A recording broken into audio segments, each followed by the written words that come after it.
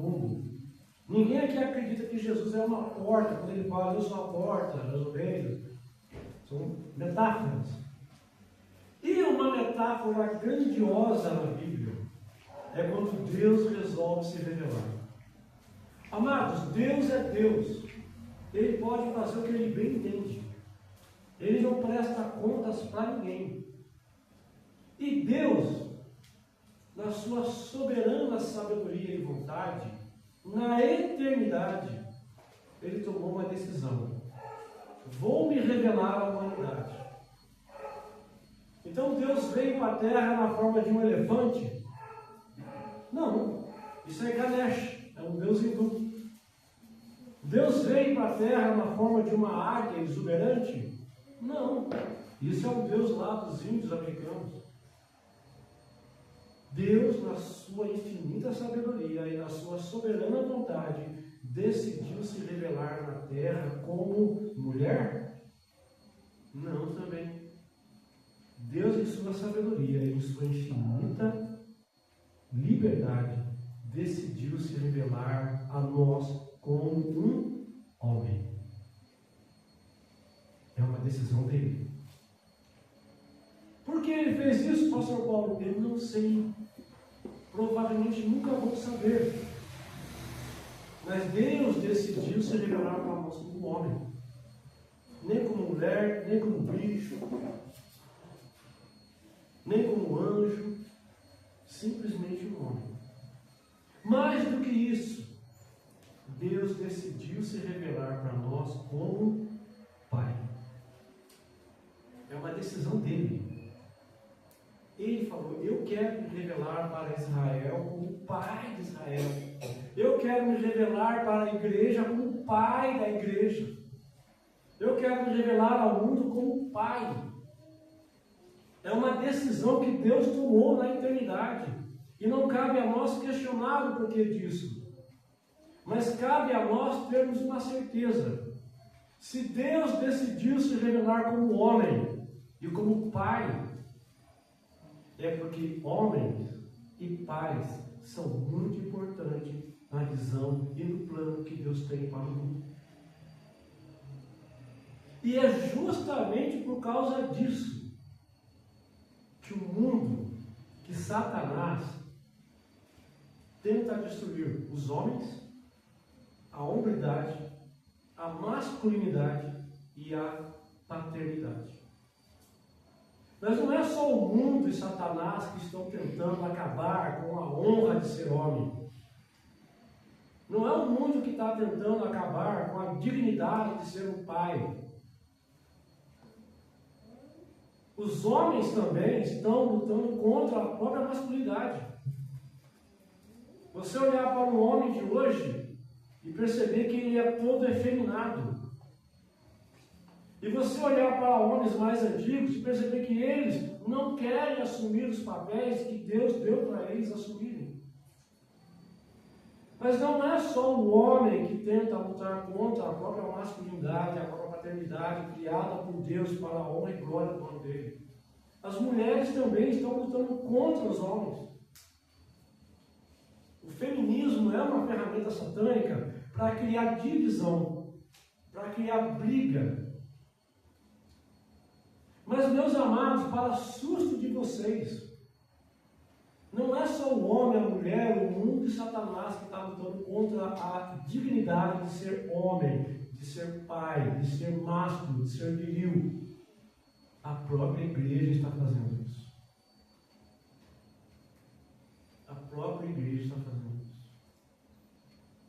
Eu noto no discurso de muitas pastoras uma certa despeita, um certo ranço feminista. Tipo assim, agora é nós que estamos mandando, nós vamos dominar tudo. Uhul! A própria igreja está propiciando para que os homens não assumam o papel de liderança que Deus deu para eles. E aí o mundo vem e faz a festa.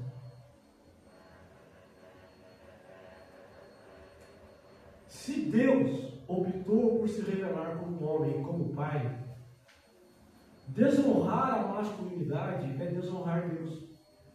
Desonrar a paternidade é desonrar Deus.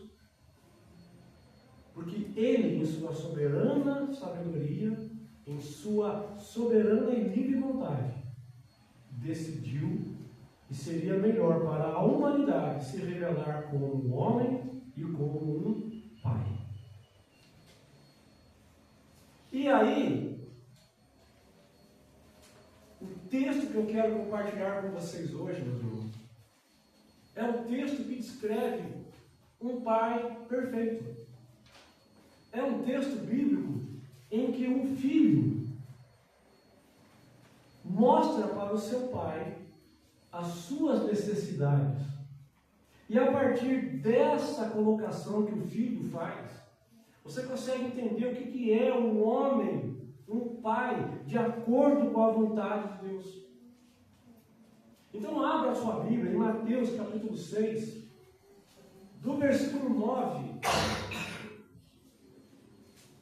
Você tem aqui uma oração, que é a oração de todos os crentes. Nós já estudamos ela aqui na escola dominical, nós já pregamos ela aqui no começo, no final do ano passado, nesse estudo que fazemos de Mateus. Mas há um detalhe sobre essa oração que passa às vezes despercebidos de nós. A oração do Pai Nosso é a oração do Filho perfeito, colocando diante de um Pai perfeito as necessidades verdadeiras que um homem, uma mulher, uma pessoa precisa. O que realmente eu preciso. E no meio desse discurso, no meio dessa oração, você consegue perceber o que é um homem, um pai, de acordo com a vontade de Deus. Então venha comigo e leia Mateus capítulo 6, do versículo 9 até o versículo 13. Vocês devem orar assim: Pai nosso que estás nos céus, santificado seja o teu nome. Venha o teu reino, seja feita a tua vontade, assim na terra como nos céus. Dá-nos hoje o nosso pão de cada dia. E perdoa as nossas dívidas, assim como nós perdoamos os nossos devedores. E não nos deixes cair em tentação, mas livra-nos do mal. Porque teu é o reino, teu é o poder e teu é a glória para todos sempre. Amém. Querido, o primeiro verso dessa oração, o que Jesus fala? Pai nosso. Jesus tem livre acesso a Deus. Jesus se encontra com Deus na hora que Ele quer. Jesus se encontra com Deus quando Ele bem entende. O que isso significa? Que Deus é presente. Deus é um Pai presente na vida de Jesus. A primeira característica de um pai de acordo com a vontade de Deus é presença. Não é de Deus aquele pai que trabalha 8 dias por semana, que faz hora extra até as 2 da manhã e não tem tempo para sentar com os filhos, com a esposa e conversar na hora do almoço, da janta, olho no olho. Um trabalhador desse tipo, que trabalha sem descansar, que faz um monte de hora extra, não é algo virtuoso do ponto de vista de Deus. Porque virtuoso do ponto de vista de Deus é alguém que trabalha de acordo com as suas forças e depois vai para casa para ficar ao lado da esposa, para ficar ao lado dos filhos. Porque ele tem que estar presente. Porque Jesus está falando com Deus e ele fala com Deus a hora que ele quer, porque Deus é um Pai que é presente. E essa qualidade é transferida para Jesus quando lá em Mateus 28 ele ressuscita e fala o quê? Toda autoridade me foi dada nos céus e na terra. Portanto, vão, pregue o evangelho a toda criatura, e eu estarei convosco até a consumação do século. Você é um pai presente. Você é um pai que foi um pai presente. você ainda pode ser um pai presente na vida dos seus filhos, não importa a idade dele. Não importa se ele gosta de você ou se ele não gosta de você. Mas você ainda pode e deve, seja um pai presente. Ligue, WhatsApp, qualquer coisa. Mas diga para o teu filho, eu estou aqui. Mesmo que você não queira, eu estou aqui. Eu posso não concordar com tudo que você crê, com tudo que você faz. Mas você ainda é meu filho e eu te amo. E eu estou aqui.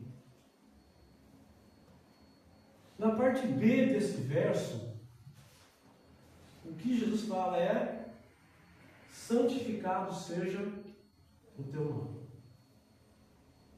Quando Jesus está orando, santificado seja o teu nome, ele está dizendo: Pai, eu quero que o teu nome seja louvado, engrandecido em todos os lugares da terra. Porque você, Pai, você é alguém maravilhoso, você é admirável, você é bom, você é justo, você é sábio. Eu quero que as pessoas conheçam você porque você é maravilhoso. E eu quero que as pessoas glorifiquem o teu nome, reconhecendo que você é admirável.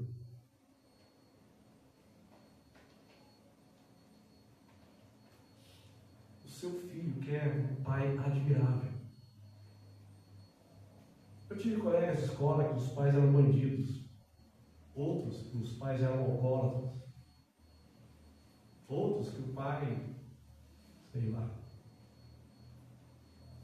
E eles não falavam deles com alegria, com orgulho. O mandamento bíblico lá em Êxodo 20:12 é claro: honra teu pai e tua mãe. Deus não está perguntando: se seu pai for bom, honra ele. Não. Se o seu pai for legal, não. Ele está falando: cara, independente de quem seja o seu pai. Seu pai pode ser um marcola.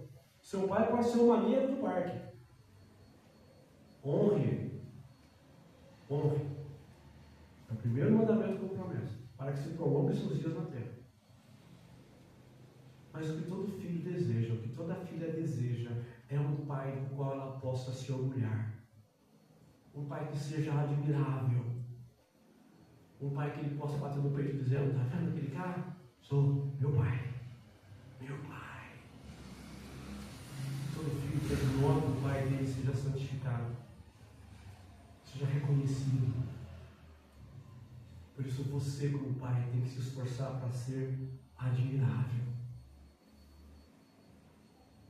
Seguindo adiante, nós temos aqui, no verso 10, quando Jesus fala: venha o teu reino.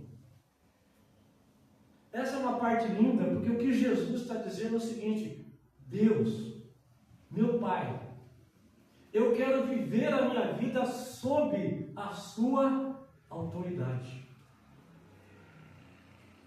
Porque o Senhor não é um pai rígido, né? Como é que fala lá em Mateus, em Lucas, né? Em Mateus mesmo também fala a parábola dos talentos, né? Aquele que enterrou o talento na terra e voltou e falou: porque eu sabia que o Senhor era um Senhor severo, que colhe aonde não plantou. Deus não é esse tipo de severidade chucra. Deus não é esse tipo de rigor, de regra sem amor. Ele tem autoridade, mas a autoridade que é exercida em amor, em afeto, porque ele ama o filho, quer que o filho cresça. Quer que o filho se torne alguém forte, vigoroso, que tenha a capacidade de enfrentar as dificuldades da vida. E o filho percebe que a autoridade do pai é uma autoridade que é exercida em amor, por interesse dele. Meu pai é chato, meu pai pega no meu pé, mas ele está preocupado comigo. Ele quer que eu cresça. Então o filho perfeito deseja estar sob a autoridade do pai.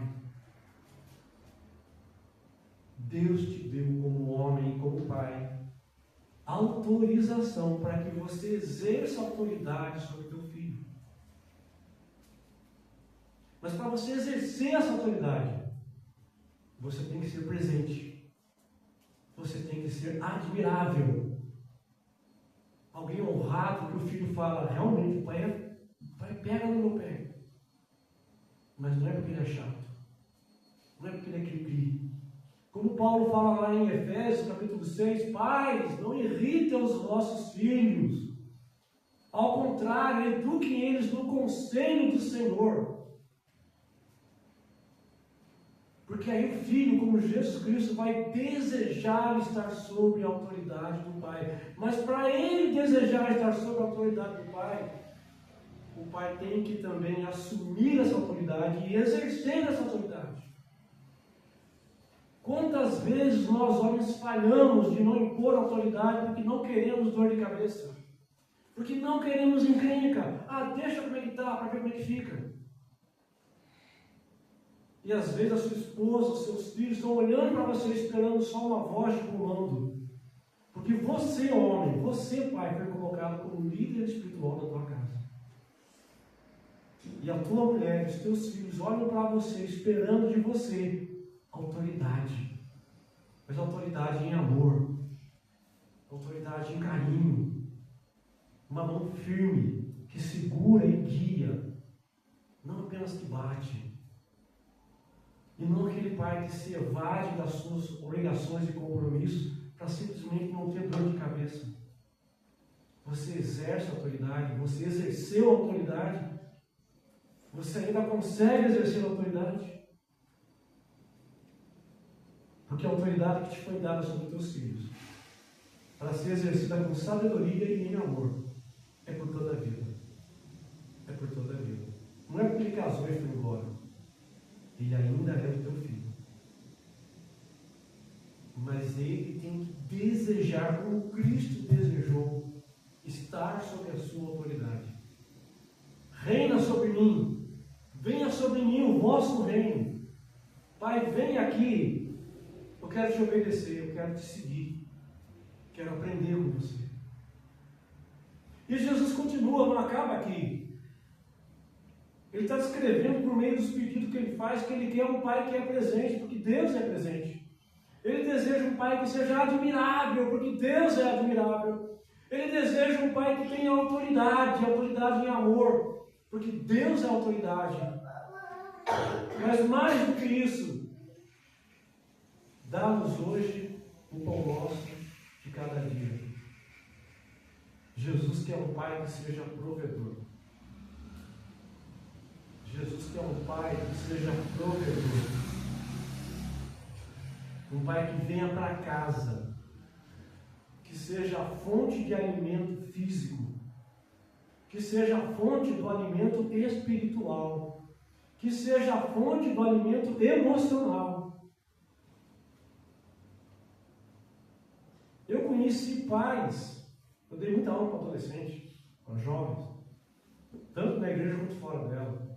Eu conheci pais que falavam claramente: olha, minha obrigação é levar arroz, feijão e comida, e tchau. Não é isso que o texto está falando. É um pai que alimenta a alma, o espírito, o coração e também o corpo dos seus filhos. Porque Deus é alguém que me supre em todas as minhas necessidades. Paulo escrevendo aos Filipenses, ele fala assim: porque o meu Deus vai suprir todas as suas necessidades. Não é só o dinheiro, não é só o pão. É a presença real. É o exemplo real. É a autoridade real que me dá segurança, que me traz paz, que me traz tranquilidade. Então o Pai bíblico, o Pai perfeito, ele é presente. Ele é presente. Ele é admirável. Ele se esforça por ser admirável, por ser uma referência de honra, de reputação. Mais do que isso, ele é autoridade, que é respeitada, porque o filho quer respeitar. Mais do que isso, ele é provedor, ele sustenta os seus filhos e a sua esposa, não só fisicamente, mas emocionalmente. Eu fico triste quando eu vou numa igreja e vejo mulheres sozinhas indo para a igreja. Deus não quer que nenhuma mulher vá sozinha para lugar nenhum, a não ser para o spa, da irmã, do marido, para relaxar, descansar. Deus não quer que nenhuma mulher vá sozinha para o supermercado. Deus não quer que nenhuma mulher vá sozinha para andar no shopping. Deus quer que você tenha do seu lado o seu marido, o pai, que é um exemplo de presença, de autoridade, de admiração, e que sustenta você fisicamente, mas principalmente espiritualmente e emocionalmente. Mais do que isso, perdoa as nossas dívidas, assim como nós perdoamos aos nossos devedores. Como é que Deus perdoa as suas dívidas? Qual é o processo? Bom, 1 João 1,9. Se confessarmos os nossos pecados, Ele é fiel e justo para nos perdoar os pecados e nos purificar de toda injustiça. Para você ser perdoado, você precisa confessar. E confessar significa conversar. Um pai de acordo com a vontade de Deus, um pai bíblico, assim como Deus é um pai que ele conversa com seus filhos, ele ouve os seus filhos, ele escuta os seus filhos, ele presta atenção e valoriza cada palavra dos seus filhos. Ele tem uma relação de afeto, de intimidade com seus filhos. Não é só presença física, não é só autoridade, não é só ser admirável. Ele é alguém que se relaciona com seus filhos, que se relaciona. Você é alguém que é acessível como pai aos seus filhos. Você foi acessível. Você pretende ser acessível.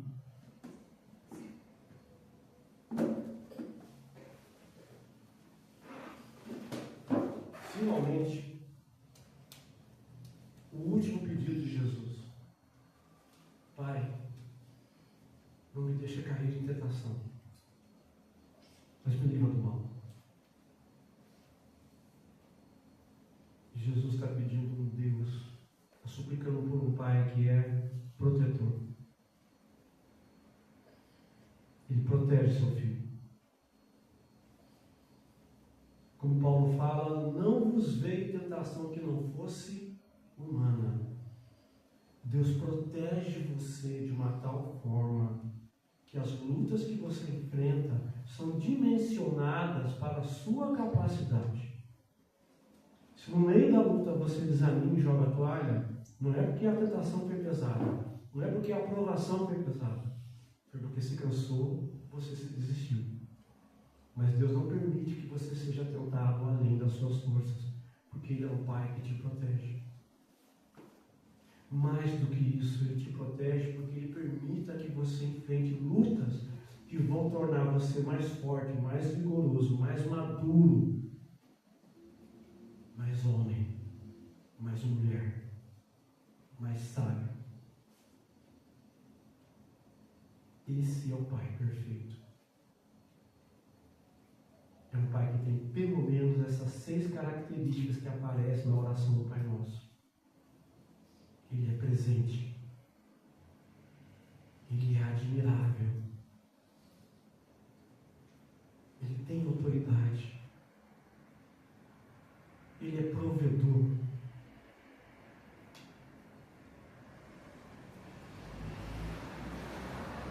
Ele quer se relacionar com você. Ele quer conversar com você. Um dos primeiros versículos do livro de Isaías é: venham, vamos conversar. Deus falando para as pessoas: venham, vinde, arrazoemos. No Novo Testamento nós temos aquele versículo maravilhoso que fala assim: se aproximem de Deus. É Tiago falando: se aproximem de Deus, e Ele se aproximará de vós. Porque Deus quer ter um relacionamento com você. Mas e você quer ter um relacionamento com o teu filho? Você se esforça para isso? Então o Pai perfeito, como diz Tiago de novo, né? O Pai das luzes, da onde vem tudo que é bom, tudo que é maravilhoso, no qual não há nenhuma sombra de variação. Esse Pai perfeito que é Deus, Ele é presente. Ele é admirável.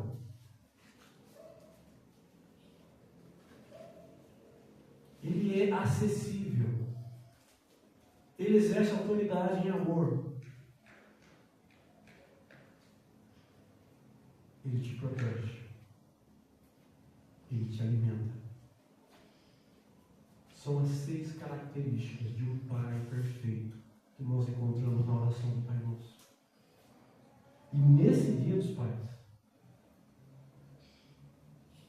eu resolvi falar sobre isso. Porque eu sei que a maioria de vocês aqui, os homens principalmente, né, já tem filhos adultos, com exceção do Kleber, que infelizmente não veio. Mas isso que eu falei aqui é por toda a vida. Chega em casa agora, liga para o teu filho, não importa onde ele esteja, não importa fazendo o que ele esteja fazendo. Seu filho não tem que ligar para você no Dia dos Pais. Você tem que ligar para ele e dizer: eu tenho orgulho de ser seu pai. Eu estou aqui do seu lado. Eu sou acessível. Eu tenho experiência de vida e posso te suprir de conselhos, de amizade, de carinho, de afeto. Eu estou aqui. Você não precisa correr atrás dele. Lá no chiqueiro, onde ele se está, se por acaso ele estiver no chiqueiro. Mas você pode deixar bem claro: eu estou aqui. E se você cair em si, eu corro, te pego no colo, te dou o meu anel de ouro, mato o bezerro cevado e vou me alegrar com o teu retorno. Mas se não estiver no chiqueiro, se não estiver longe, se está ali, lá, não sei aonde, ligue para ele e fala: filho, eu te amo. Não é você que é abençoado por me ter como pai, é eu que sou abençoado por ter você como filho. E eu espero sinceramente que ao longo da tua vida eu tenha sido realmente um pai admirável. Que você fale de mim com orgulho. Espero ter sido um pai presente, que sempre esteve ao seu lado quando você precisou. Espero ter sido um pai que exerceu autoridade, não com capricho, mas com amor. Espero ser um pai que era provedor. Espero ter sido um pai que conversava com você, te trazendo compaixão, carinho, perdão. Espero ter sido e quero ser um pai protetor. E eu espero que vocês façam isso. Não só o Kleber, que tem um filho pequeno ainda, 2, mas não importa a idade do teu filho. Eu brinco com as mulheres e eu tenho essa experiência em casa. Os filhos da Serli têm 35, o outro tem quase 40. E ela fala deles como se fossem 2 criancinhas da idade de Daniel. Tenho certeza que a irmã Vânia faz o mesmo, que a irmã Matilda, a irmã Ivete. Mas eu espero que cada homem aqui, cada pai aqui também faça isso. Com bom senso, com sobriedade. Porque nós fomos chamados para sermos transformados de glória em glória, até termos a estatura do varão perfeito que é Cristo. Em Romanos capítulo 13, Paulo fala: porque nós temos que ser a imagem de Cristo, a imagem de Deus. Então, se Deus é o Pai perfeito, o seu objetivo na vida é ser um pai igual Deus foi, igual Deus é, igual Deus sempre será. E cultivar na tua vida essas 6 qualidades. E aí, meu irmão, todo dia na sua vida será dia dos pais. Amém? Amém. Abaixa sua cabeça, fecha seus olhos e falemos com o nosso Deus. Senhor nosso Pai, em tua presença santa e bendita, Senhor, damos-te graça, Senhor, pelo final do ciclo.